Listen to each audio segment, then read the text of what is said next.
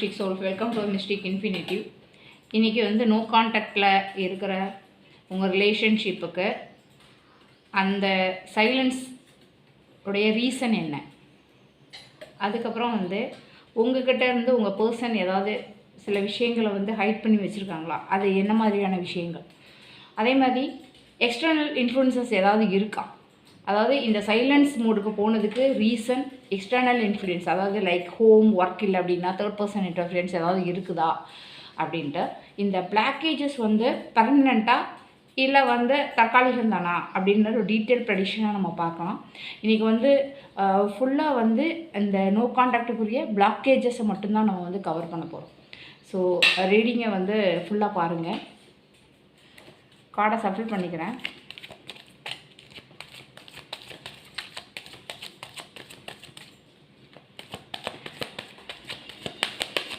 கனெக்டிவோட இந்த ரிலேஷன்ஷிப்புக்கு என்ன மாதிரியான பிளாக்கேஜ் இருக்குது சொல்லுங்கள் யூனிவர்ஸ். கனெக்டிவோட இந்த நோ கான்டாக்ட் சிச்சுவேஷன் பின்னாடி உள்ள பிளாக்கேஜ் என்ன, எதனால் என்ன பிளாக்கேஜ் இருக்குது.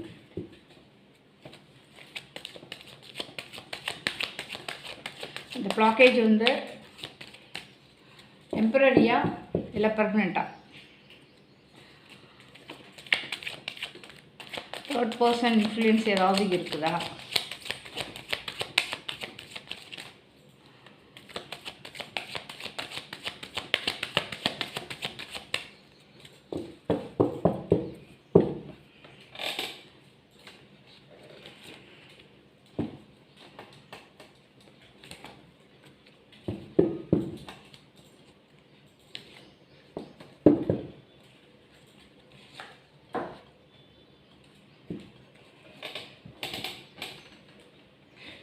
இப்போ கார்டை ரிவீல் பண்ணிடலாம். நம்ம இந்த ரீடிங்குள்ளே போகலாமா?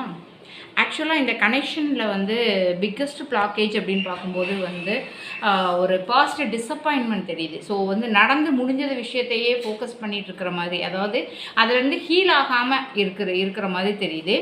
இதுக்கப்புறமாவது நல்ல விஷயங்கள் நடக்குமா அப்படின்னு சொல்லிட்டு அவங்க சப்கான்சியஸ் மைண்டில் அந்த சேட்னஸ் வந்து உட்காந்துட்ருக்கு. ஸோ அதுலேருந்து அவங்க ஹீலாகி வரணும். ஸோ அது ஒரு மெயின் பிளாக்கேஜாக இருக்குது.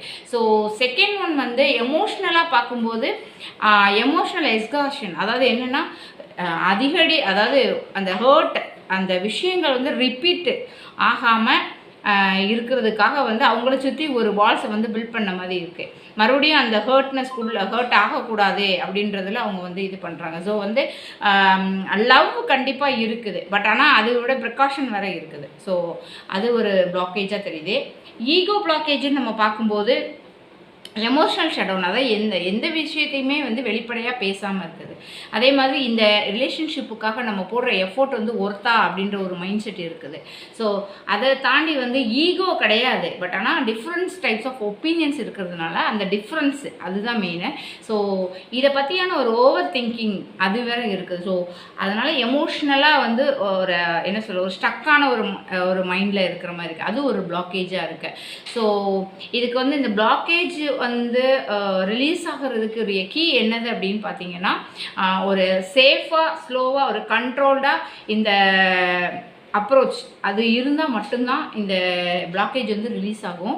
அதே மாதிரி எல்லாத்தையுமே வந்து ஓப்பனாக பேசணும் அப்படின்னு வந்து ஒரு என்ன சொல்கிறது ரஷ் பண்ணக்கூடாது. அதாவது எல்லாத்தையுமே ஓப்பனாக எல்லாத்தையும் சொல்லு அப்படின்ற மாதிரி எந்த ஒரு விஷயத்தையுமே ஓப்பனாக எல்லாத்தையும் உடனடியாக டக்குன்னு பேசணும் அப்படின்ற அந்த ரஷ் இல்லாமல் இருக்கணும். ரெண்டாவது, அந்த பேசுகிற விஷயங்களில் கன்சிஸ்டன்சி, அதில் வந்து இன்டென்சிட்டி கண்டிப்பாக இருக்கணும்.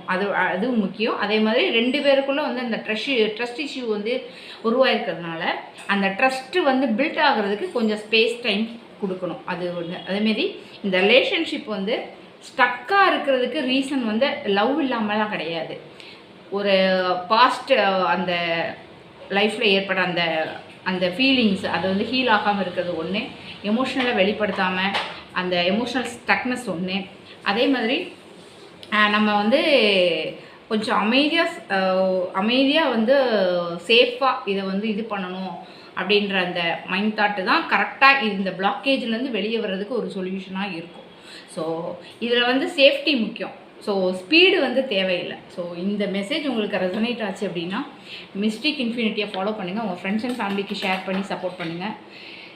டெய்லி யூனிவர்சல் கைடன்ஸுக்கு மிஸ்டிக் இன்ஃபினிட்டியை சப்ஸ்கிரைப் பண்ணுங்கள். யூனிவர்ஸ் உங்களுக்கு அன்பு, அமைதி மற்றும் செழிப்பு தரட்டும். Mystic infinitive infinite blessing give you soul. Thank you.